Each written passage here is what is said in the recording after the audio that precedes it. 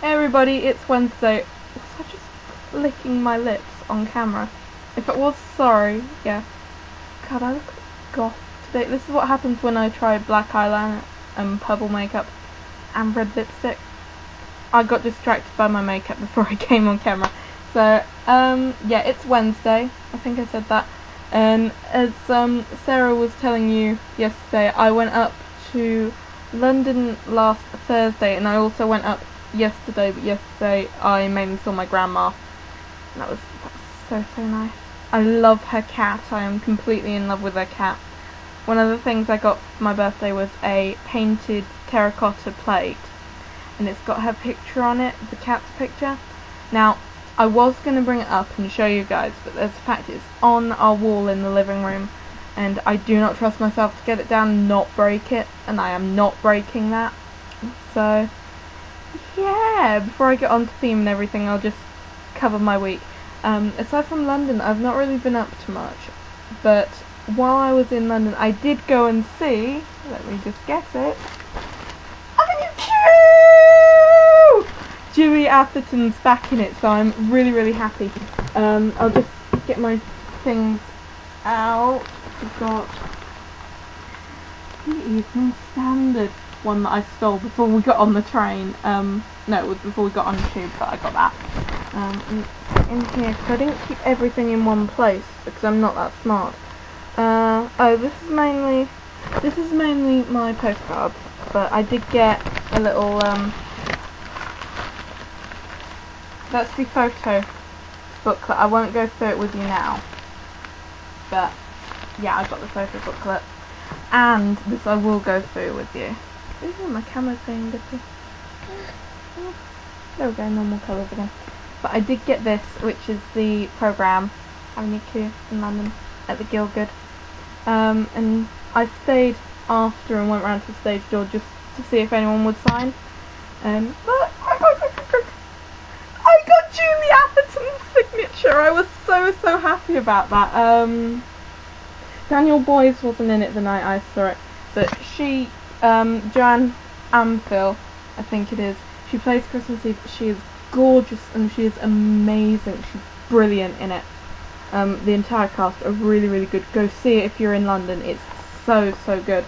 But yeah, I got loads and loads of signatures. I got Candy Maz as well. Simon Gorton was our Princeton and Rod. He's the swing. That's Simon.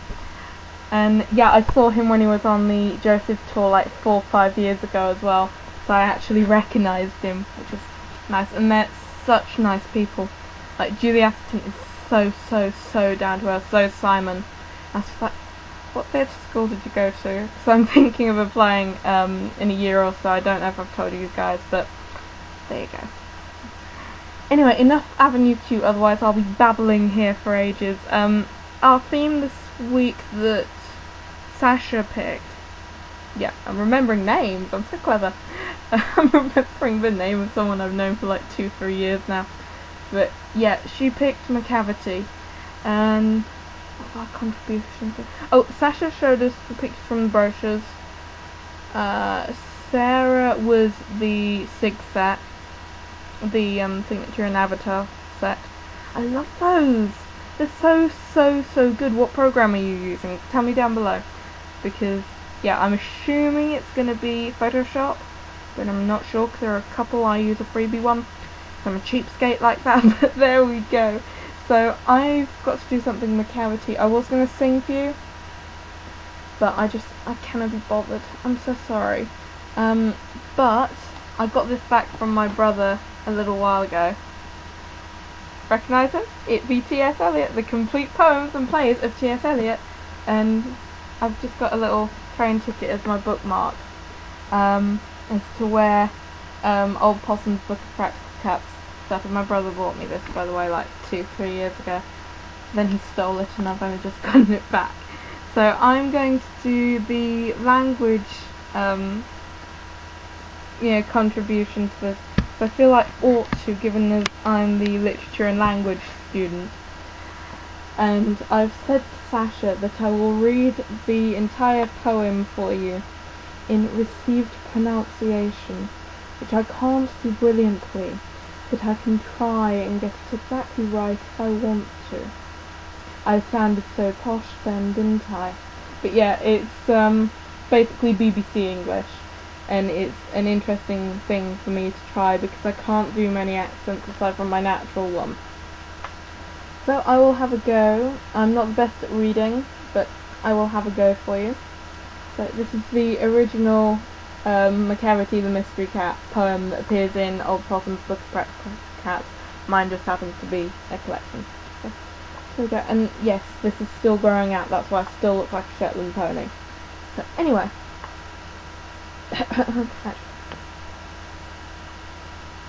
Normal people drink Coke, drink water before they read. I drink Coke. It's the only thing I've got near me. Anyway. Macavity is a mystery cat, called the Hidden Paw, for he's the master criminal who can defy the law. He's the bafflement of Scotland Yard, the flying squad's despair. But when they reach the scene of crime, Macavity's not there. Macavity, Macavity, there's no one like Macavity. He's broken every human law, he breaks the law of gravity. His powers of levitation would make a fakir stare, and when you reach the scene of crime, Macavity's not there.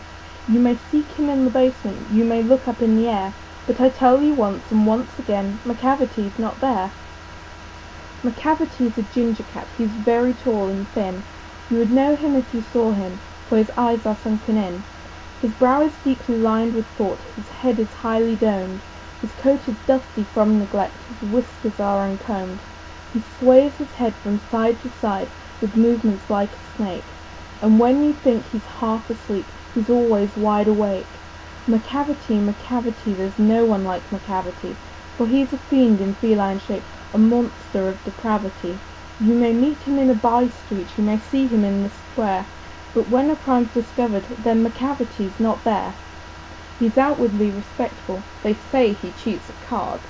His footprints are not found in any files of Scotland Yards, and when the larder's looted, or the jewel case is rifled, or when the milk is missing, or another peak's been stifled, or when the greenhouse glass is broken and the trellis past repair, there's the wonder of the thing, Macavity's not there.